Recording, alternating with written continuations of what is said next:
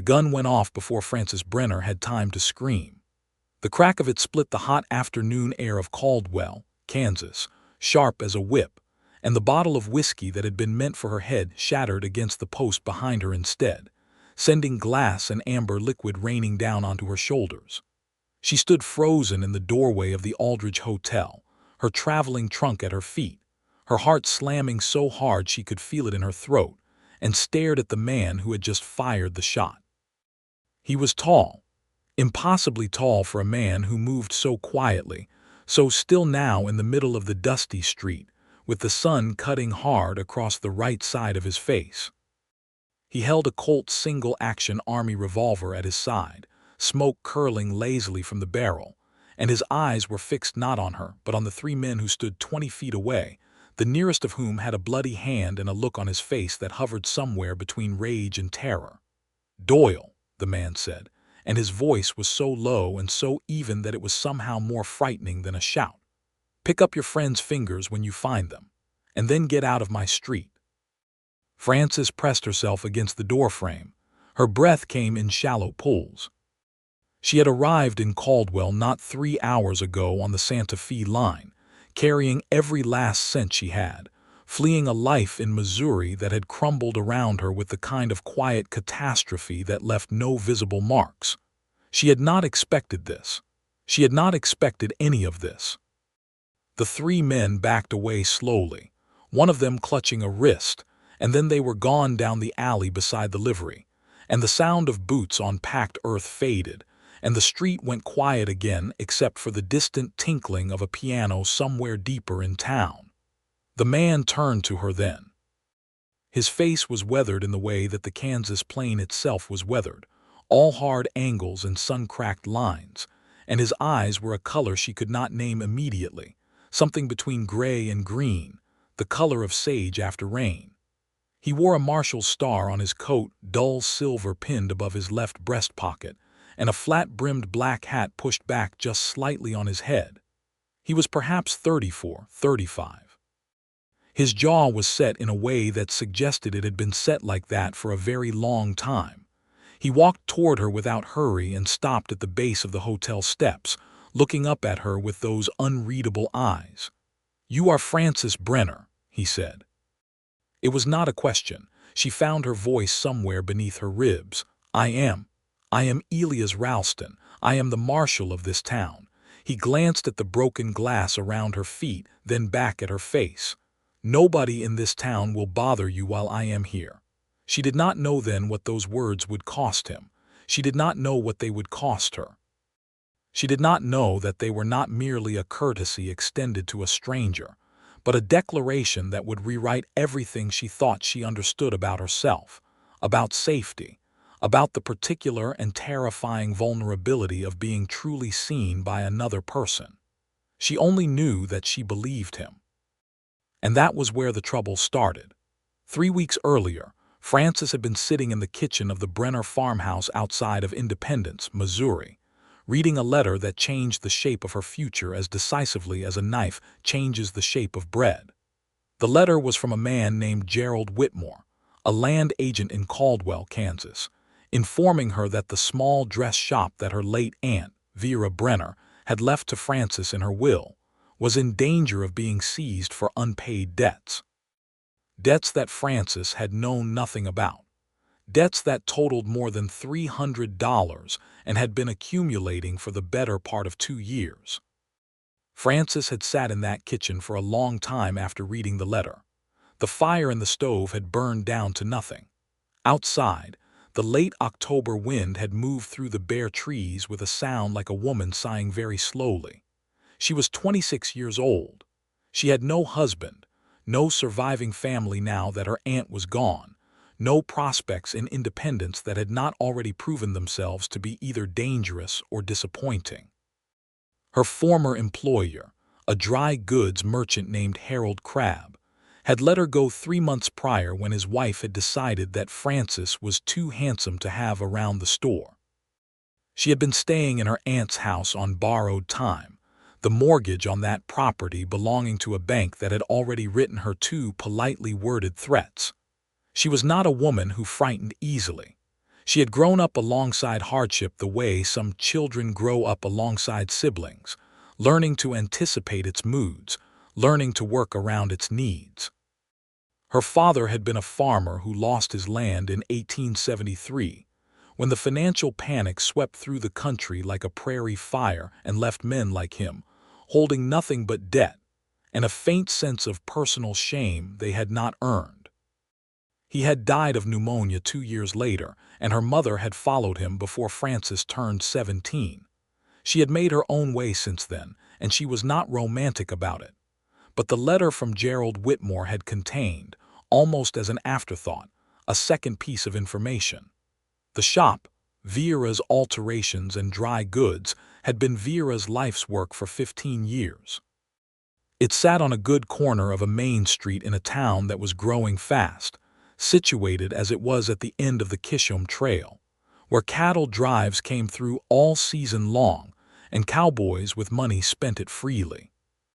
Whitmore's letter said that if someone were willing to take on the debt and operate the business, the creditors might be willing to negotiate terms.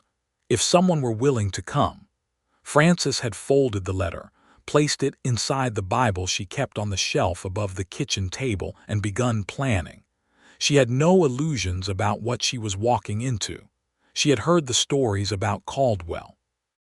It sat right on the Kansas-Indian Territory border, and the combination of its position, its cattle trade, and its proximity to the territories made it one of the more lawless towns in the state, even by the rough standards of 1882. It had gone through marshals the way other towns went through firewood. The previous marshal had been shot in the back 2 years prior and left for dead in the alley behind the Lone Star Saloon. The town council had then hired a man named Elias Ralston, who had come down from Dodge City with a reputation that preceded him the way thunder precedes a storm. She had known nothing about Elias Ralston then. She had only known that she was going to Caldwell because the alternative was watching everything her aunt had built disappear into the hands of people who had never cared about it, and Frances did not have it in her to do that. She arrived on a Wednesday. By Wednesday evening, she was already standing in a shower of broken glass, and a man with cold gray-green eyes was making promises to her that she had no framework for receiving. The hotel room was small and smelled of pine resin, and something slightly floral that she suspected was meant to cover other smells. Frances sat on the edge of the bed after the porter had carried her trunk up and left, and she pressed her hands flat on her thighs and stared at the wall and tried to breathe steadily. The encounter in the street had shaken her more than she wanted to admit. The man who had thrown the bottle, the one Ralston had called Doyle, had been aiming for her deliberately. She had understood that in the split second before the gun went off. She had seen his eyes. He had not been drunk and careless. He had looked at her with something cold and specific, as if he had been waiting for her. She did not know what that meant yet. She filed it in the back of her mind alongside every other thing she did not yet understand about this place, and she unpacked her trunk, and she washed her face and hands in the basin, and she went down to the dining room and ate a supper of beef and boiled potatoes and drank 2 cups of coffee that were stronger than anything she had ever had in Missouri. Marshal Ralston was not there that evening. She had not expected him to be. She had expected him to be exactly what he appeared to be, a man doing a job, efficient and impersonal, who would go back to his duties and forget about her the moment she was no longer in his immediate line of sight. She saw him the next morning. She had risen early and gone to find the shop on Kishom Street, wanting to see it before she met with Gerald Whitmore. It was a narrow building squeezed between a hardware store and a barber's, with a faded sign above the door that still read Vera's in her aunt's careful painted letters. The front window had a crack running diagonally across it, and the lock on the door was rusted to the point where she had to work the key for several minutes before the mechanism yielded. But when she finally pushed the door open and stepped inside, she stood very still for a moment, because despite the dust and the cold and the silence, the shop had the distinct quality of a space that had once been deeply loved. Bolts of fabric were stacked along one wall, faded but intact. A long cutting table sat in the center of the room, the surface scored with the marks of 1,000 measurements.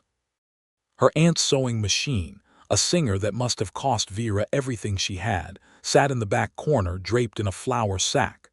There was a dress form near the window, and on it, pinned and half-finished, was a gown in pale blue cotton, the last thing her aunt had been working on before she died. Frances stood with her hand on the cutting table and felt grief move through her chest in a slow, deliberate wave. "Miss Brenner," she turned. Elias Ralston was in the doorway, hat in hand, the morning light behind him. "Marshal," she said, and heard her own voice, slightly unsteady. He did not come in.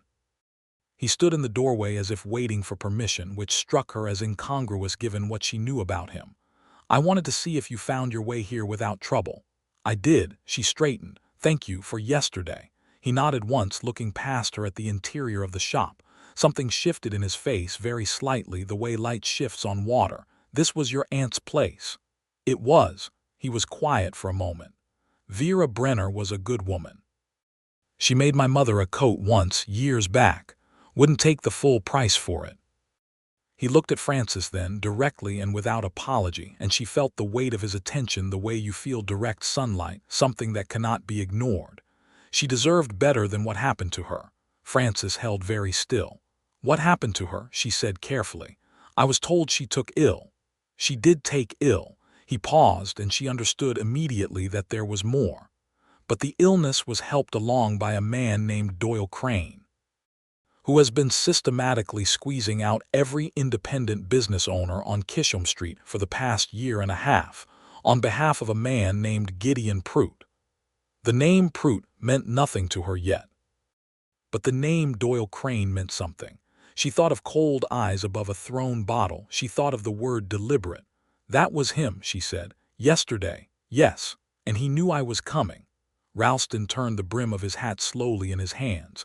It was a gesture she would come to recognize, the one he made when he was deciding how much truth to give. "Word travels fast in a small town," he said. She looked at him steadily. "Marshal, if I am walking into a situation here, I would rather know the details than discover them one at a time in unpleasant ways." He studied her for a long moment. Then something in his face made a decision. "Walk with me," he said. They walked along Kisham Street in the pale October morning, and Elias Ralston told her about Gideon Prout. Prout was a cattle broker who had arrived in Caldwell 18 months ago with money enough to buy a saloon, a hotel, the livery, and 3 parcels of commercial land, which made him by far the most financially powerful person in town. He had since been working to leverage that power into control of the town council, and he had been doing it through a combination of financial pressure and what Ralston called, with careful neutrality, persuasion. The kind of persuasion that involved men like Doyle Crane. Vera Brenner had refused to sell her shop to Prout's land agent. She had done so twice, the second time loudly and in front of witnesses, which had made her an example. The harassment that followed had been sophisticated and sustained. Her suppliers had suddenly become unavailable or had raised their prices beyond what she could sustain. Her customers had received subtle discouragement. Small damages had appeared in the shop: a broken window, goods stolen from the storeroom, the lock on the alley door changed without her knowledge. Then Vera had gotten sick in the autumn of the previous year, which might have been coincidence and might not have been, and she had died in February without being able to recover her business. The debts that now threatened the shop were real, but they had been manufactured, inflated by the removal of her trade. Frances absorbed all of this without interrupting. She kept her face composed and her pace steady, though inside she was furious in a way that had a particular quality, not hot and impulsive but cold and settled, the kind of fury that is useful. "And what is your position in this?" she asked when he had finished. He glanced at her sideways. "I am the marshal. My position is to uphold the law." "That is what you do." "I asked what your position is." A longer pause. "Prout has powerful friends. There are men on the town council who benefit from his arrangements." The evidence I have against him is sufficient to make a case, but getting that case heard requires a judge willing to hear it, and the circuit judge who covers this district is a man named Hardened Marshal, who has been to Prute's personal dining room more times than I can count. He said this without visible emotion, which told her it cost him something. I have been building a case for 8 months. I am patient. And in the meantime, Frances said, Doyle Crane threw a bottle at my head. In the meantime, he agreed, Doyle Crane threw a bottle at your head. Because your presence here represents the possibility that the shop remains open, and an open shop on that corner is a piece Prute wants. The deed would come to you through your aunt's estate, and if you take on the debts and operate the business, Prute's claim on it is void. She stopped walking. They were at the end of the main street, where the town gave way to open country, the flat prairie running south toward the Indian Territory border. The wind came at them from the south, carrying the smell of grass and cold earth. You want me to stay, she said. Not just because of decency. You want me to stay because my presence here serves your case. He stopped too and turned to face her, and she saw something in his expression that was complicated and honest at the same time. I would not lie to you about that, he said. You being here, keeping that shop open, establishes a chain of ownership and operation that makes Prute's legal maneuvering more difficult. That is true. He held her gaze. It is also true that if you stay, Prute will direct his attention toward you, which is why I told you what I told you yesterday, not as a political strategy. Because I meant it, Frances studied him. He was a very controlled person. She could see that clearly, controlled in the way that only people who have had good reasons to learn control are controlled. There was history in the set of his jaw and the stillness of his hands. But there was also, underneath the control, something that struck her as entirely genuine. She turned back toward town. Then I had better go see Gerald Whitmore about those debts, she said. The meeting with Whitmore lasted the better part of the morning. He was a narrow, nervous man who kept straightening papers on his desk even when they did not need straightening, and he had the air of someone who was accustomed to being caught between forces larger than himself. The creditors, he explained, were primarily a supply company in Wichita and a local bank, the Caldwell Commercial Bank, which was, Frances noted, one of Prute's holdings. She negotiated with the steadiness that had been her inheritance from a hard life, not aggressive but immovable. She had $140 saved, her entire savings, and she offered it as a good faith payment against the debt with a formal agreement to pay the remainder over 18 months from the income of the shop. The supply company in Wichita, when Whitmore wired them, accepted. The bank took 2 days, but accepted as well, possibly because, as Ralston told her later without inflection, he had paid the bank manager a visit. She was not sure how she felt about that. She sat with it for an evening, turning it over, looking at it from different angles. There was something that could be called manipulation in being assisted without being asked. There was also something that could be called care. She decided provisionally to accept it as the latter and to tell him clearly that she would prefer to be asked in the future. She told him exactly that the following morning when he stopped by the shop to check on her, which he had taken to doing with a casualness that was transparently not casual at all.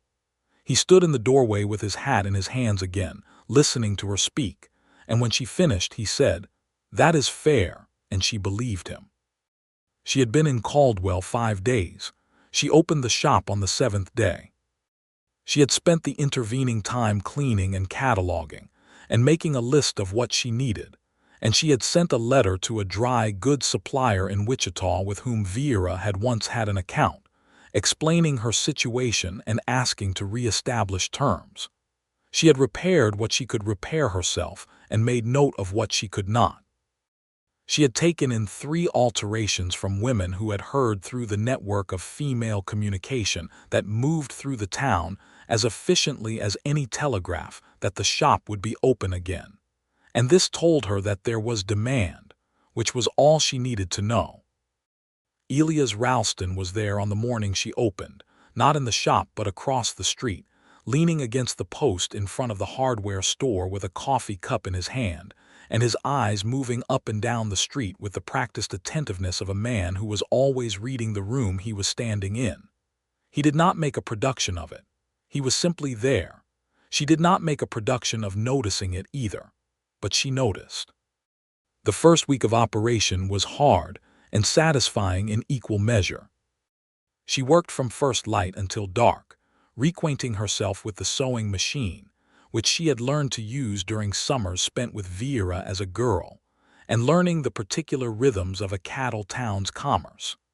The cowboys who came through with the herds that were still trailing north as the season wound toward its end had money and almost no practical sense about what to do with it. Several of them needed work done on shirts and trousers, and they paid without argument because the alternative was arguing with a woman who looked at them with absolute composure and absolutely no interest in being bargained with. The women of the town were more complicated. Some came in immediately, warmly, the kind of women who had perhaps known Vera and felt loyalty to the shop. Others held back, watching to see what shape Frances would take before committing to her. She did not hurry them. She did her work and she was pleasant and she waited. Gideon Pruitt himself did not appear for the first 2 weeks. She heard about him constantly. He was woven through the fabric of Caldwell in the way that powerful men in small towns are always woven through, his name attached to every significant transaction, every political decision, every social event. He was described as charming by people who meant it as a warning. He was 40 years old, handsome in a groomed, deliberate way, and he had come to Caldwell from somewhere back east that people mentioned without specifics, which suggested the specifics were not complimentary. When he finally came to the shop, it was on a Tuesday afternoon in the 3rd week of November, and he came alone, without Doyle Crane or any of the other men who were variously described as his associates, his employees and his enforcers, depending on who was describing them. He came in the way powerful men visit small establishments, with the air of doing the proprietor a favor. He was, as advertised, handsome in a way that required maintenance. His suit was expensive for Caldwell. His boots had been polished to a shine. He wore his hair slightly long and his smile slightly wide, and the combination ought to have been disarming.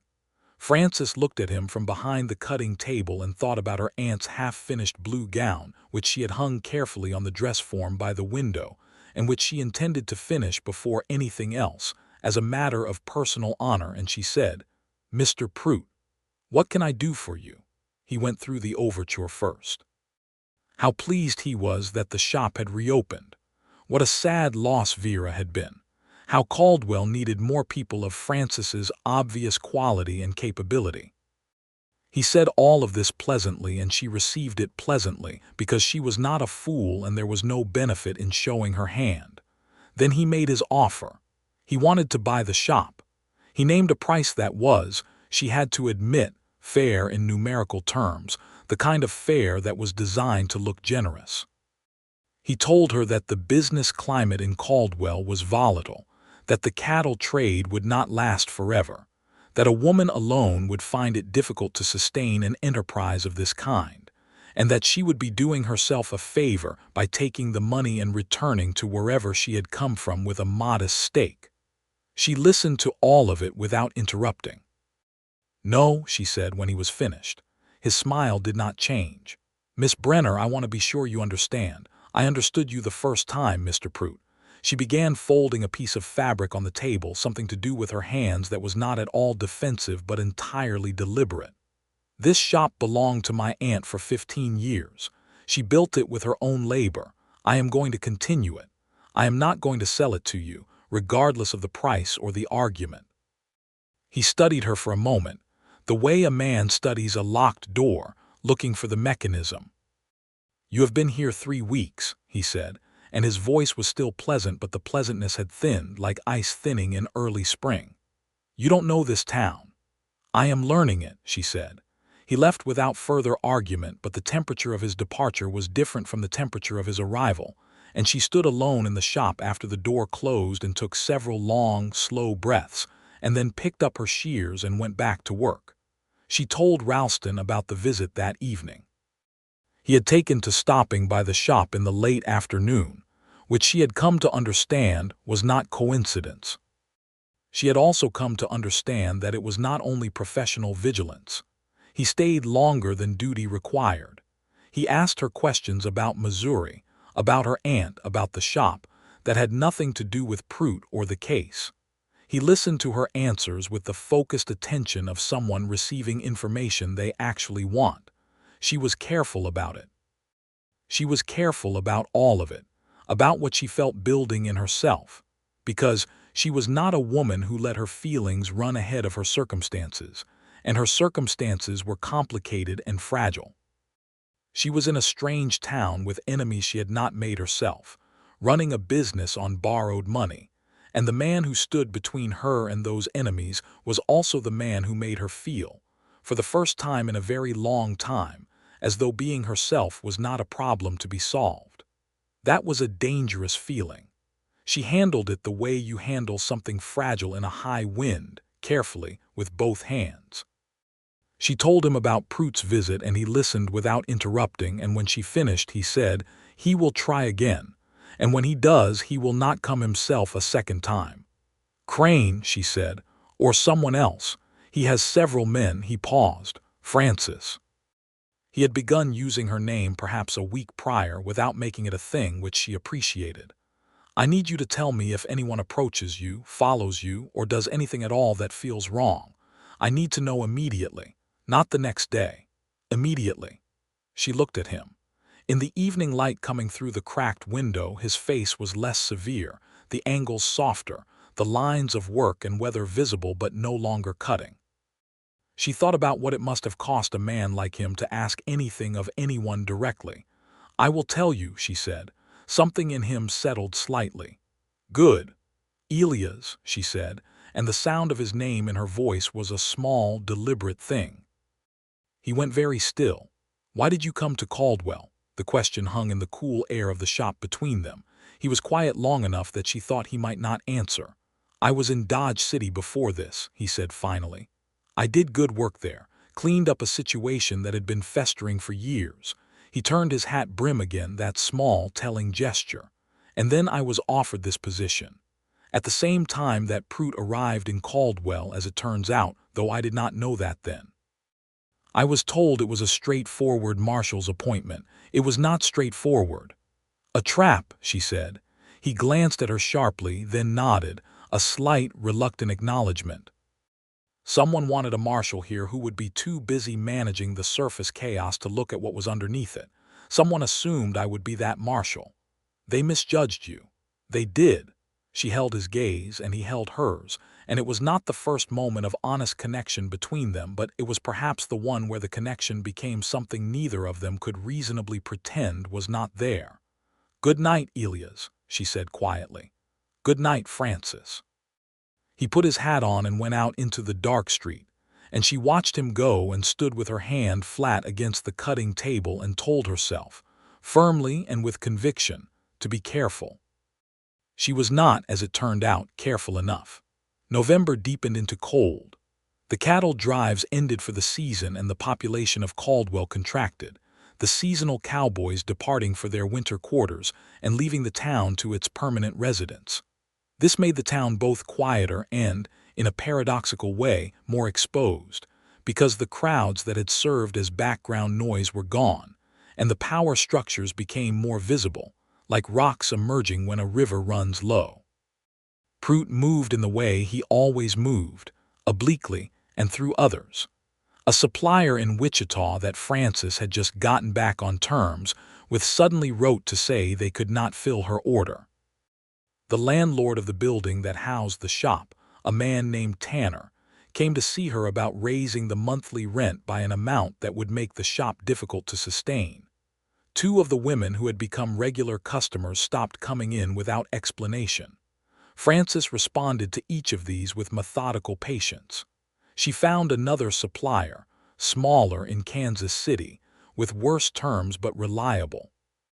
She negotiated with Tanner, who was not, she judged, a cruel man but a frightened one, and came to an arrangement. She accepted the loss of the customers and served the ones she still had with the same quality and steadiness. But she was tired. Not in a way she would admit easily, not to herself and certainly not out loud, but she was tired in the bones, the particular exhaustion of sustained vigilance. It was Elias who noticed. She had not planned for that. She had not planned to be noticed in that way, the way that sees beneath the surface performance, and when it happened it disarmed her in a way that Prute's pressure and Crane's threats had not. He came by the shop one afternoon and she was at the machine, working, and when she looked up at him he looked back at her and said nothing for a moment. Then he said, "Come have supper with me." She blinked. "What? Supper?" He said it as if it were a simple and obvious thing. "The hotel dining room. This evening. Unless you have a reason you cannot." She could not think in that moment of a reason she could not. "All right," she said. The hotel dining room was, by the standards of Caldwell, fairly refined. There were white tablecloths, or at least cloths that had once been white and were laundered to a respectable off-white, and the kitchen produced a decent roasted chicken and a passable apple pie. They sat across from each other and the conversation began with the safe topics: the shop, the town, the weather that was turning toward genuine cold, and then gradually shifted into other territory. He told her about his family. He had grown up in Missouri too, in the southeastern part of the state, the son of a man who had farmed and occasionally worked as a deputy in the local county. He had come to law enforcement by a route that was partly inevitability and partly choice, had served in various capacities in 3 different Kansas towns over 8 years, and had acquired his reputation not through any single dramatic act, but through the slower, harder work of persistent competence. She told him about her father, about the farm, about the years after her parents died, and the particular kind of self-reliance she had built from necessity, which was, she said, a different quality than the kind built by choice, because it had not been built alongside any sense of safety to fall back on. He listened to that with the focused quality she had come to recognize as his specific way of caring about something. "You have been managing alone for a long time," he said. "Yes." "That is an admirable thing," he said, and his voice was low and entirely without condescension. "It is also an exhausting thing." She was quiet for a moment. The candlelight on the table moved in the draft from the door. "It is," she said. "You do not have to manage alone here," he said. "Not while I am here." She looked at him across the table. His eyes in the candlelight had more warmth in them than they did in daylight, the gray-green shifting toward something softer. She thought about all the ways that sentence could be received, and she thought about the careful handling she had been doing for weeks, and she thought that perhaps in this specific moment she would set the carefulness down for just a moment. "Elias," she said, "why does it matter to you? I mean individually. Not the case, not the law, me." The silence was brief but significant. "Because you are the kind of person who deserves to have someone standing on their side," he said. "Because you walked into a situation that was designed to defeat you and you have not been defeated. Because," he started again more quietly. "Because when I walk by that shop and the light is on inside, it is the best part of my day." She sat with that for a moment, the warmth of it and the weight of it. "That is a very honest answer," she said. "I try to be honest," he said, "with you particularly." "Particularly," she repeated softly. He met her eyes, and she met his, and the candlelight moved between them, and something shifted into a new position between them, quietly and irreversibly, like a door swung fully open. December came in on a north wind that stripped the last of the leaves from the few trees on Kisham Street and pushed cold through every gap and crack in the buildings. Frances had made the shop warm and functional, the singer running smoothly after she had cleaned and oiled every part of it, the fabric stock replenished enough to fill orders through the end of the year. She had a steady flow of customers now, women mostly, and she had begun to understand the social architecture of the town well enough to navigate it with some confidence. She had also begun to understand the architecture of Elias Ralston, which was a more complex and rewarding project. He was not a man who gave himself away easily. The hardness that the town knew was real, built from genuine experience, from loss, and from the particular damage that comes from doing difficult work in a world that is frequently ungrateful for it. He had buried a deputy in Dodge City, a young man named Price who had been 22 and enthusiastic, and had been killed in a situation that Elias had tried to prevent and had not managed to prevent in time. He had not told her this directly. He had told her obliquely in pieces over several evenings, in the way that people tell the things that hurt them most, sideways in the dark. She received each piece with the quiet care it deserved. She did not push. She did not offer reassurance too quickly, because she understood instinctively that quick reassurance was often just a way of making the other person's pain more comfortable for yourself. She simply listened and acknowledged and was present. In return, she gave him pieces of herself. The year she was 16 and had nearly married a local boy because the practical security of it had seemed to outweigh everything else, and how she had pulled back at the last moment with the certain knowledge that a life built only on practicality was still a kind of despair. The books she had read, borrowed and reread from a lending library in Independence, the novels that had given her a vocabulary for the interior life, even when the exterior one was difficult. The way she felt when she was at the sewing machine, working a complex piece, the particular satisfaction of bringing something into existence with her hands. He listened to all of it with the same focused attention she had noticed from the beginning, and she saw, over time, the way it affected him. The set of his jaw eased slightly in her company. The stillness in him, which had the quality of held breath in public, loosened into something more like rest. She was falling in love with him. She knew it the way you know the season is changing, not all at once but in accumulation, each small sign unremarkable alone until one morning you look out the window and it is winter, and of course it is. The signs were there all along. She did not say it yet. The timing was wrong and the circumstances were still dangerous, and she was a practical woman who understood that feelings and situations were both real, and that they needed to be brought into alignment rather than let to collide. The situation came to its crisis in the second week of December. She was in the shop alone at mid-morning when Doyle Crane came through the back door. She had not known about the back door being opened. The lock she had replaced herself weeks ago, a new padlock from the hardware store, solid and reliable. But the padlock was on the floor in pieces, and Crane was in the back room of the shop before she heard the sound, and when she came through the curtain that divided the front from the back, she found him standing at her supply shelves. She looked at him and he looked at her, and she did not scream, not because she was incapable of screaming, but because she was already calculating, already reading the room, already understanding that screaming was the wrong response here. "Mr. Crane," she said. He was a big man, broad in the shoulders, with a face that had been broken and reset badly at some point. He was not drunk. She checked for that immediately. He was sober and deliberate, and that was more frightening. "Miss Brenner," he said, and his voice had a flatness to it, the voice of someone for whom courtesy is a tool and nothing more. "You have come a long way around for the front door," she said. She kept her voice even.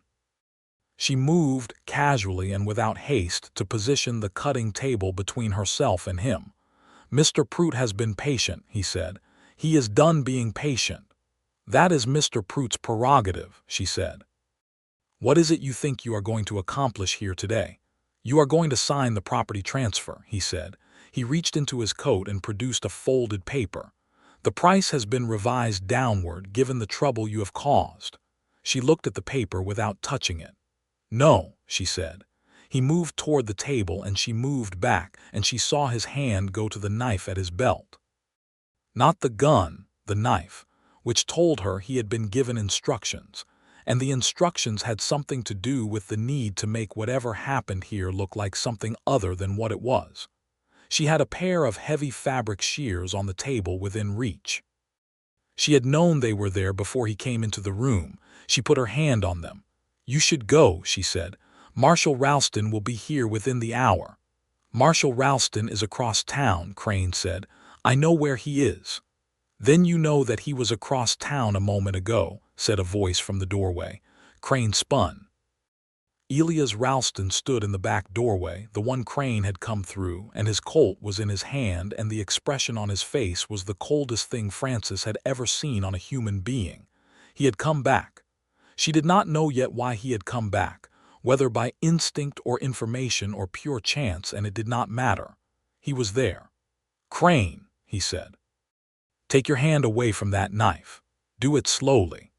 There was a moment, a long, suspended moment, during which the three of them were still in the cold back room of the shop, the only sound the distant moan of the December wind, and Frances kept her hand on the shears and watched Elias Ralston with the absolute stillness of someone who trusts another person completely and is waiting for that trust to work.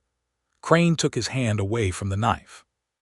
He was arrested without further incident, and by the time his hands were cuffed behind him with the iron manacles Ralston carried on his belt, Frances was sitting on the back step of the shop with her hands in her lap, steady but cold, and Elias was crouching in front of her after instructing his deputy, a young man named Cal Harper, to take Crane to the jail.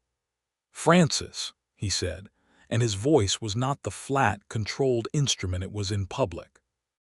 It was lower and rougher, as if the control had briefly given way. "Are you hurt?" "No," she said, "I am not hurt."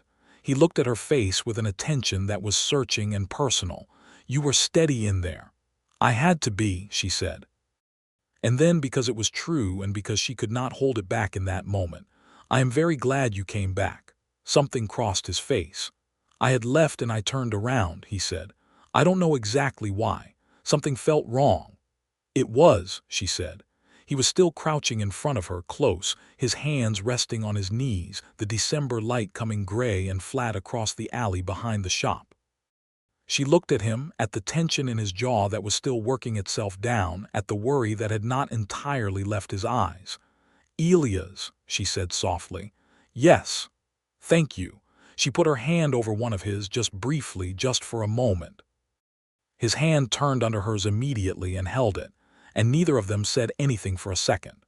Then he stood, and she stood, and they went back inside to deal with what came next. Crane's arrest broke something open. It moved Prute from the position of someone applying careful, deniable pressure into the position of someone with a man in jail who could talk if given sufficient reason to. And Doyle Crane, faced with the prospect of prison, proved entirely willing to give sufficient reason.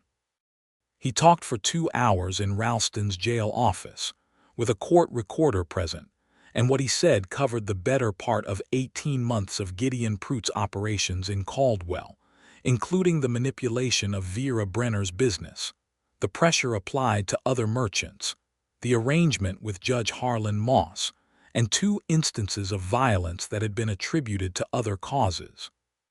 Ralston sent the transcript by express mail to the federal court in Wichita, bypassing the circuit court entirely, on the basis that the circuit judge was himself implicated. He had, it emerged, been building toward exactly this maneuver for months, accumulating the specific kinds of evidence that would justify federal jurisdiction. He had not told her all of this, not because he had hidden it from her, she did not think that, but because he had carried it alone for so long that sharing it had not been his instinct. She told him that, one evening after Crane was in custody, and the papers had been sent, and there was a cautious, fragile relief settling over the whole situation. They were sitting in the parlor of the hotel, which had a fireplace and 2 chairs and was, at this hour, empty, and she told him that she understood why he had carried it alone and that she also understood that he did not have to continue doing that. He looked at the fire for a moment. Then he looked at her. "Old habits are difficult," he said. "I know," she said. "I have some of my own." He was quiet for a moment. Then, with the deliberateness of a man making a decision rather than being swept into one, "Frances, I need to tell you something." She waited. "I have spent 8 years in this work and I have been good at it and it has cost me a great deal," he said. I have kept people at a distance because the work requires a kind of objectivity that closeness makes difficult. I have told myself that was right, that it was even necessary. She was very still. And then you came here, he said, and you were steady and brave and entirely without self-pity, and you asked me direct questions and expected direct answers, and you sat in this chair. He stopped, started again. I am telling you this badly. What I am trying to say is that I have not felt, in a very long time, that the distance was worth what it costs. He looked at her fully, those gray-green eyes completely unguarded for perhaps the first time. You are the reason I turned back that morning. She felt it in her chest, the full weight of it, not frightening but warm and solid and real. Elias, she said quietly, I have been in love with you for weeks. He looked at her as if she had said something that rearranged the room around him. I am not good at this, he said after a moment. I want to be clear about that. I am not practiced at. I am not asking you to be practiced, she said. I am asking you to be present. He reached across the arm of his chair and took her hand, and she let him, and the fire moved in the hearth, and the December wind pushed against the windows of the hotel, and it was one of the quietest, most certain moments Frances had ever occupied. I can do that, he said.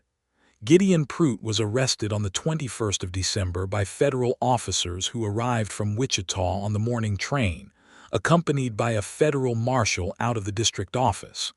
The arrest was made in public, on the main street of Caldwell, and half the town stood on the boardwalks and watched. Prout went quietly, which was perhaps the most telling thing about him, because the kind of power he had always operated through other people, and without other people to operate through, he had nothing. Judge Harlan Moss resigned from the circuit bench before the new year. 2 members of the town council who had been in Prout's orbit submitted their resignations as well, and the council held a special session to appoint interim replacements. It was not a clean ending in every sense. There were people in Caldwell who had benefited from Prout's arrangements and who were not happy about their disruption, and some of that unhappiness found small expressions in the following weeks: cold looks on the street, a stone thrown at the shop window one night in January that Frances swept up without visible anger and replaced with glass she paid for out of her income. The world does not remake itself cleanly all at once. She understood that. But the primary danger had passed, and in its passing something else became possible. January was cold and quiet and good. Elias had a quality and rest that she had not been able to see when he was in the middle of the case, a steadiness that was not the stillness of suppression but the genuine ease of a man in the right place. He smiled more. Not extravagantly, not in a way that would have seemed foreign to the face she knew, but genuinely, and it changed his face entirely. He had a dry, understated humor that emerged when he was relaxed, and it made her laugh in a way that surprised her, deep and helpless. They spent evenings together regularly now, sometimes at the hotel, sometimes in the back room of the shop, which she had made comfortable with a small stove and 2 chairs and a lamp. They talked about everything. About the future tentatively, in the way of 2 careful people approaching something they both want but do not want to damage by approaching too fast. He asked her, one evening in late January, whether she intended to stay in Caldwell permanently. She considered the question honestly. The shop was doing well, not spectacularly but steadily, which was what she needed and what she had aimed for. She had found her footing in the town, had built a network of suppliers and customers and neighbors. She had, she realized, stopped thinking of Caldwell as a temporary situation to be endured and started thinking of it as home. I intend to stay, she said. If you are staying. He looked at her. I am staying. The simplicity of it, the certainty.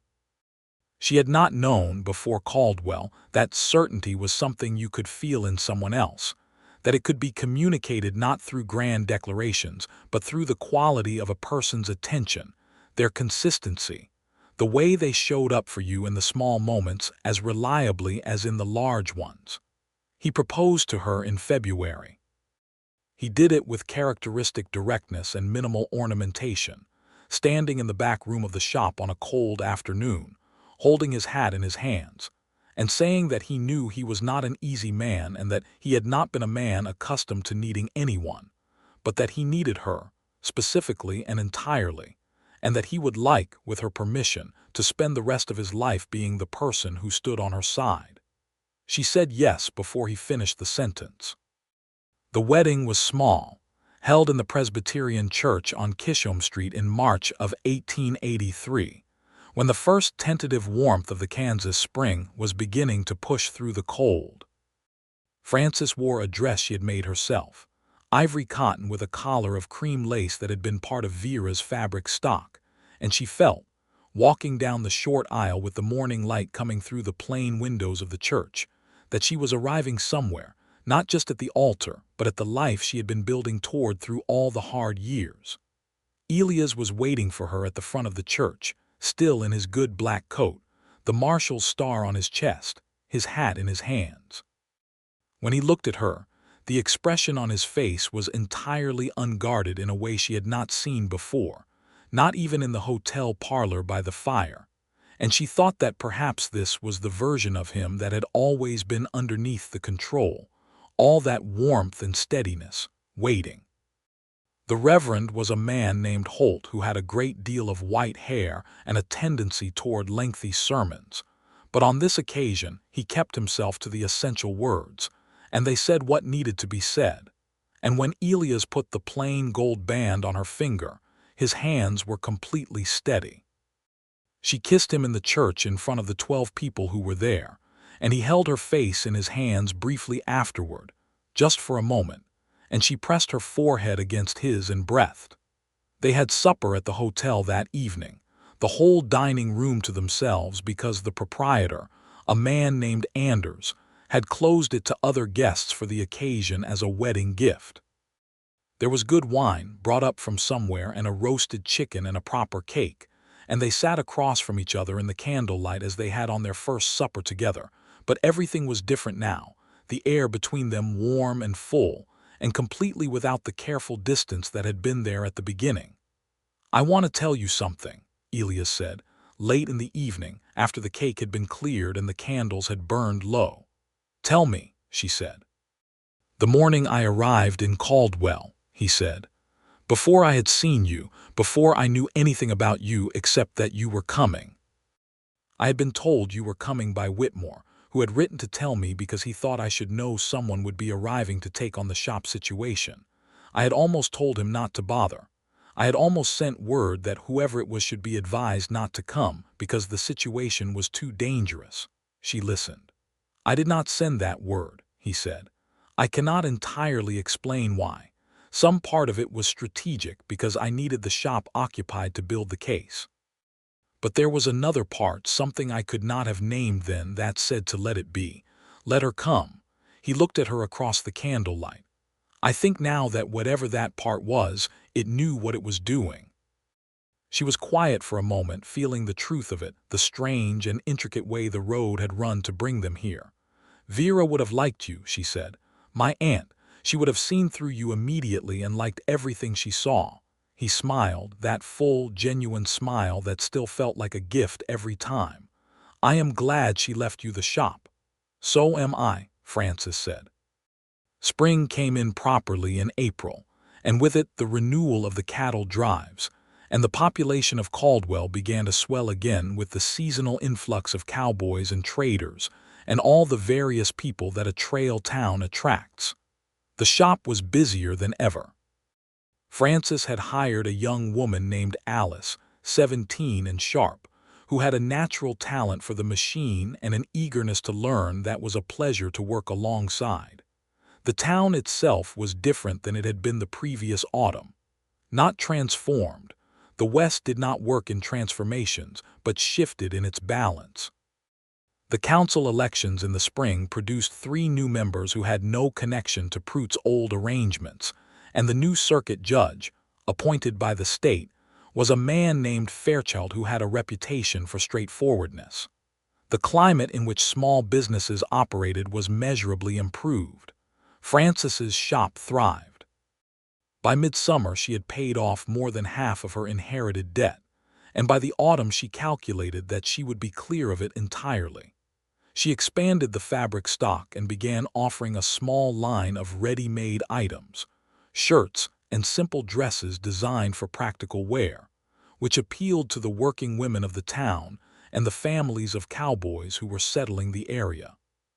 She and Elias lived in a house on the east side of town, a proper house, 2 stories, with a kitchen that had a good stove and a parlor and enough space to be genuinely comfortable. She had put curtains on every window and a rug from Wichita on the parlor floor, and her aunt's singer in the back room that she had converted to a workroom. It was the first home she had made since her parents' farm, and she made it with the same serious and joyful care that she brought to everything. Elias was a good husband in all the ways that mattered, steady and present and unglamorous about it, which was exactly what she needed. He came home at consistent hours when he could, and communicated when he could not. He was honest with her about everything, including the things that were hard, the cases that troubled him, the moments of frustration with the slow machinery of justice, the occasional sleepless nights that were the legacy of the things he had carried for a long time. She sat up with him on those nights and talked or did not talk as was needed, and he did the same for her when the nightmares about Crane and the back room of the shop came, which they did occasionally, which was the body's honest record of what had happened. They were building something, and they both knew it, and they approached it with all the care and seriousness it deserved. By the autumn of 1883, Frances was expecting their first child. She told him on a September evening, sitting at the kitchen table after supper, and watched his face go through a sequence of things: surprise, a fierce private emotion that he seemed to need a moment to process, and then a deep, warm certainty that settled into his features like light into a room. He reached across the table and took both her hands in his. "Frances," he said. "I know," she said. "Are you—" He stopped, tried again. "How are you feeling?" "I am feeling," she said precisely, "a combination of extremely well and occasionally sick in the mornings, which I am told is normal." He laughed, that low, genuine laugh that she had gathered like something precious over the past year. "What do you need? What can I do? You can stop looking at me as if I am suddenly made of glass," she said with affection. "I am not." "I know you are not," he said. "I know exactly how sturdy you are." He lifted her hands briefly and held them against his lips. "I am simply very glad." "So am I," she said, "surprisingly and completely glad." The pregnancy was, for the most part, straightforward. Frances was healthy and practical about it, making the adjustments that were necessary, delegating more to Alice in the shop, resting when she needed to rather than when she thought she should, which was a lesson she had to teach herself in pieces. She had the help of Mrs. Holt, the Reverend's wife, who had delivered half the babies in Caldwell over the past decade, and who brought a combination of competence and calm that Frances found deeply reassuring. Elias was attentive in the way she had always known he would be, practically and without fuss. He had built a crib in the back bedroom, working on it over several evenings, and she had stood in the doorway watching him work and felt the particular tenderness that comes from watching someone you love do something with their hands, the quiet concentration, the care in every joint. Their son was born in April of 1884, on a morning that arrived with a clean spring rain, and they named him Jacob, for no reason more complicated than that they both liked the name. He was healthy and loud and had Elias' gray-green eyes from the very beginning, which made Frances laugh when she first registered it, lying in the bed with him on her chest, exhausted and entirely happy. Elias held him for the first time with the focused attention he brought to everything important, the same attention he had always given to her, and she watched his face while he held his son and thought that the world was occasionally exactly right. Jacob grew with the town. He was a good-natured child, sociable in the way of small towns where everyone knows your parents and several people feel responsible for your moral development. He was walking confidently by a year and talking by a year and a half, which Elias attributed to having a mother who believed strongly in clear communication. By 1885, the shop had expanded. Frances had taken on the small space next door when the previous tenant moved on, and had converted it into a proper tailoring room, making the business what it had always been capable of being. Alice had become a genuine partner in the day-to-day operation, and Frances had begun thinking about the possibility of taking on an apprentice, a young woman who could learn the trade properly. Elias continued his work as marshal, and it continued to be complex work, because the West was still the West and Caldwell was still a cattle town, and the work of maintaining order in a place where order was not the natural default was never finished. But the character of the work had changed. The systematic organized threat of Prout's era was gone, and what remained was the ordinary, more manageable chaos of ordinary life, which required skill and persistence, but did not require, at the end of every day, the feeling of standing against something specifically designed to defeat you. He was content. She could see it in him, had watched it grow over the years from the cautious, hard-won peace of that first winter into something more settled and genuine. The lines of his face had not softened exactly. They were still the face of a man who had done hard things, but the tension that had lived in his jaw and his eyes had eased into something easier to carry. They had a second child in 1886, a daughter this time, who they named Clara after no one in particular except that the name suited her, which it did immediately and completely. Clara was quieter than Jacob by temperament, but no less certain about what she wanted, and she had her mother's dark eyes and her father's particular quality of stillness, which made her, at 2, occasionally unsettling to adults who were not accustomed to being assessed with calm intelligence by a toddler. Frances, nursing Clara one winter evening while Jacob slept and Elias read by the fire, looked at her daughter's face and thought about Vera, about the half-finished blue gown, which she had finished in her first week in Caldwell, and which hung now in the back room of the shop. Not for sale, never for sale. She thought about the long road from the Brenner farmhouse in Missouri to this parlor, this fire, this particular and irreplaceable version of her life.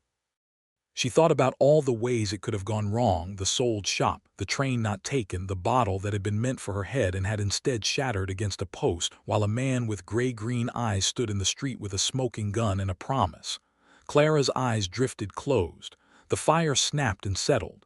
Elias looked up from his book and found her watching him. "What?" he said, the corner of his mouth lifting slightly. "Nothing," she said. "I am just looking at you." He set the book down. And nothing," she said, smiling. "I am allowed to look at you." He got up and came to her and sat on the arm of her chair, which was not entirely elegant but was entirely comfortable, and put his arm around her shoulders, and she leaned into him and held their sleeping daughter, and outside the December wind moved over the Kansas plain, and the lights of Caldwell burned warm in the dark. "Are you happy?" She asked him because she still asked him this occasionally, not from anxiety but from genuine curiosity, because he was a man who lived a great deal inside himself, and she liked to know. "Frances," he said, and his voice had that low, particular quality that was only for her. "I have been happy since you walked out of that hotel with glass in your hair and looked at me as if I was a thing that required evaluation." She laughed, soft enough not to wake the baby. "You did require evaluation. I am glad I passed." "You continue to pass," she said. He pressed his lips against the top of her hair, briefly and entirely without performance, the gesture of a man who does not do these things for show. They stayed like that for a while, the fire burning down, the children sleeping, the house quiet around them. In the spring of 1887, the town council offered Elias a different position. The previous sheriff of Comanche County had retired, and the council, in collaboration with the county commissioners, proposed that Ralston take the sheriff's position, which covered a larger territory and carried more authority. It was, by any measure, a recognition of 8 years of good work and a significant advancement. He brought it to Frances the evening he received the offer, sitting across from her at the kitchen table as he always did when there was something to discuss, and laying it out plainly. She asked him what he wanted to do. He said he was not sure. The marshal's position in Caldwell was the position he had built from the ground up, and it had meaning that was specific to this town and this place. The sheriff's position was larger and more complex and would require him to be away from home more regularly. She listened to all of this and thought about it honestly. "Do you want the larger work?" she asked. "Part of me does," he admitted. "The part that has always moved toward the hardest thing available." "That part of you is one of the things I love about you," she said. "It is also the part that worries me occasionally."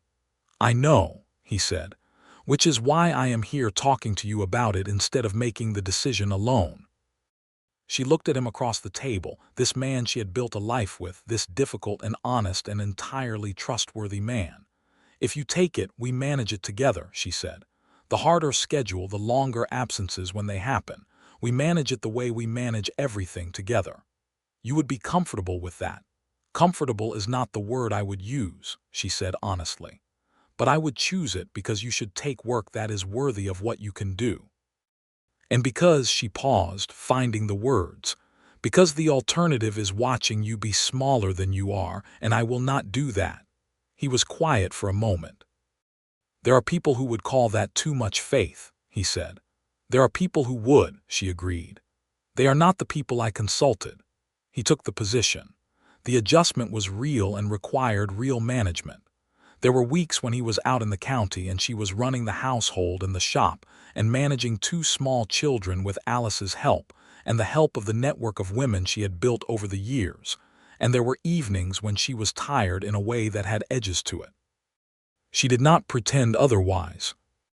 But he came home reliably, and when he was home he was present, and they had developed over the years the kind of communication that does not require constant proximity, because the foundation of it is trust rather than surveillance. She wrote to him when he was away, detailed letters that were part daily report and part whatever was in her head, and he wrote back in the same spirit, and the letters were, she thought, their best selves on paper, honest and specific and affectionate without the small daily frictions that were the texture of living in close quarters. Jacob started school in the autumn of 1888, in the new schoolhouse on the north end of town that had been built the previous year. He went with the enthusiasm of a child who had been listening to adults talk for 4 years and had a great many questions to ask in a structured setting. His teacher, a patient young man from Ohio named Henderson, told Frances at the first school meeting that Jacob was the most verbally confident child in the class, which she reported to Elias in a letter with a parenthetical note that she was not sure whether to interpret this as a compliment. Clara followed her brother everywhere and showed every sign of being ready for school years before the school was ready for her, which her father found privately hilarious, and her mother managed with patient firmness. The shop continued to grow. By 1889, Frances had taken on that apprentice she had been considering, a girl of 17 named Miriam, who was the daughter of one of the farming families on the south side of town, and who had a real and unusual talent for pattern work. Frances taught her carefully and well, the way Vera had taught her, with the understanding that a skill given is not diminished by being shared. She had also begun making wedding gowns. It had started almost accidentally, when a young woman whose family had no money for anything elaborate had come into the shop and asked simply if Frances could do something. What Frances had done had been so beautiful, working with what there was rather than what there was not, that the woman had wept when she put it on. After that, word spread, and brides came to Vera's from 3 counties around, and Frances discovered in this work a dimension of the craft she had not known she would love, the particular weight of making the dress that a woman would wear on the most significant day of her life. She thought about her own dress sometimes, the ivory cotton with the cream lace from Vera's stock. She had kept it, carefully wrapped in muslin at the top of the wardrobe. She thought she might give it to Clara someday, or to Miriam, or to any woman who needed a starting point and a piece of history to build from. In the summer of 1889, Kansas was accepted into a new period of development as the frontier era shifted, and the territories to the south began the process that would eventually make them states. The cattle drives were changing, the railroads reaching farther south and making the Kishom Trail less essential, and Caldwell began the slow evolution from trail town to settled community that all the Kansas cattle towns were navigating with varying degrees of grace. It changed the character of the work Elias did, the wild season crowd thinning, the permanent population becoming more stable, the problems becoming less dramatic and more ordinary. He told her one evening that he thought the worst of it was over, meaning not just the case and its aftermath, but the particular era that had made the work what it had been. He said it without nostalgia, with the matter-of-fact directness she had always loved about him. "What comes next?" she asked. "I think what comes next is ordinary life," he said. "Good ordinary life." She considered this. "I find I have no objection to that," she said. He smiled. She still gathered those smiles. Their third child arrived in the winter of 1890, another boy whom they named Thomas, and who arrived with the same quality Clara had arrived with, which was to say ahead of schedule and with considerable opinion about the matter. He was the loudest of the three, which was not a small thing given his siblings, and he had his mother's dark eyes and his father's particular jawline, which at 6 months already suggested a quality of determination that made both his parents look at each other over his head, with the silent communication of people who have been married long enough to have a shared language. Jacob, who was 6, took his role as oldest brother with great seriousness and somewhat excessive authority. Clara, who was 4, managed Thomas with the same calm intelligence she brought to everything, which included occasionally organizing Jacob's attempts at management in ways that were more effective. Frances, on an evening in the spring of 1891, sat in the back room of the shop after everyone else had gone and looked around at what she had built. The singer hummed when she touched the flywheel, still perfect after nearly a decade of regular use.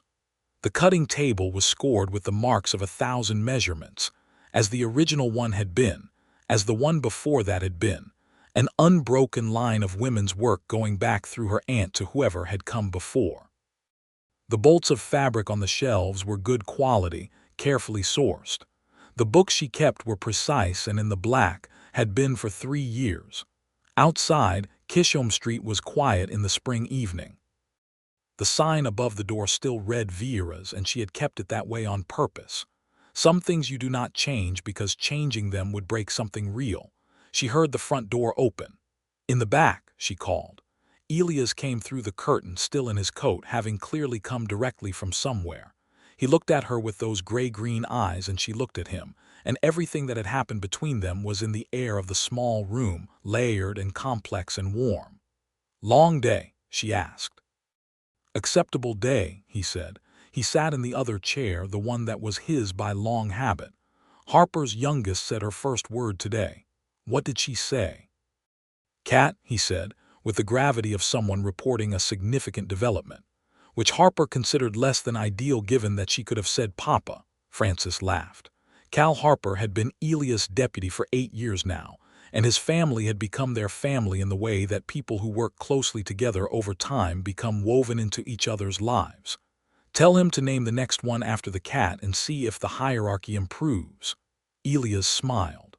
"I will pass that along." He stretched his legs out in front of him, settled into the chair, and looked at her with the particular quality of attention that had always made her feel more real. "How was your day?" "Good," she said.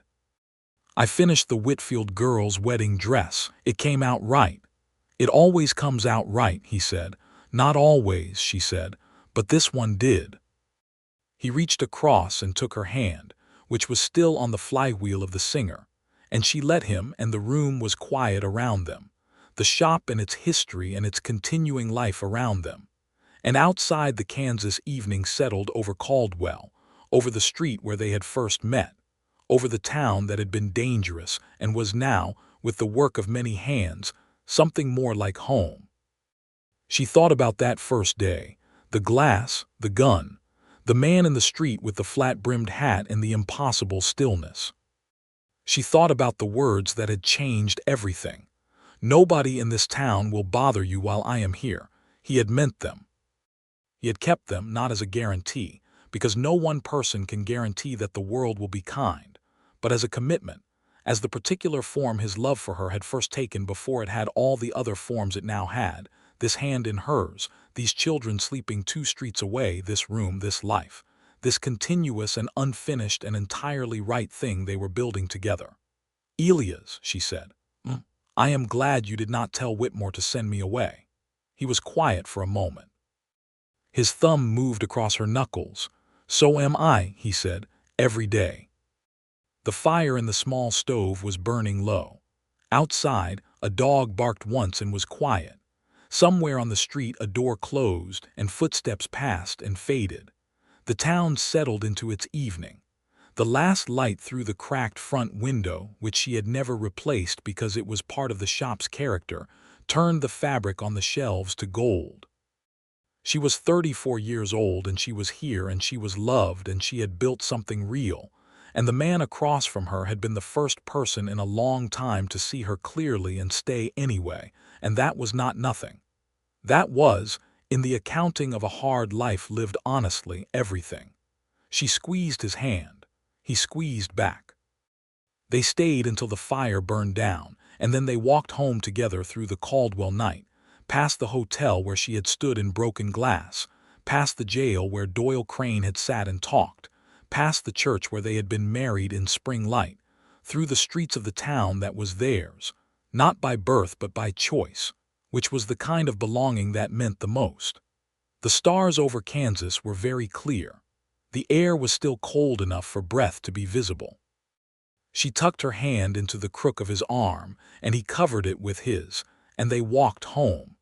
Jacob had left a lamp burning in the parlor window, which was not something she had taught him to do. He had arrived at it himself, the instinct to leave a light for people coming home in the dark. She thought that was the best thing she knew about him. They went in through the front door, and the house was warm, and the children were asleep, and her husband hung his coat on the hook by the door and turned to look at her in the lamplight, and she looked back at him. And the long road from Missouri to this moment was exactly the right length, not a step shorter than it needed to be, because every step of it had been necessary to arrive here, to this specific and irreplaceable version of happiness. "Good night, Marshal," she said softly, with the small smile that was only his. "Good night, Mrs. Ralston," he said, and the way he said it, with all the weight and warmth of everything they had been through together folded into those 3 words, was the last and best promise of the day. She put out the lamp. The house held them, and the town held the house, and the long Kansas night held the town, and everything that needed to be was, at last, exactly where it belonged.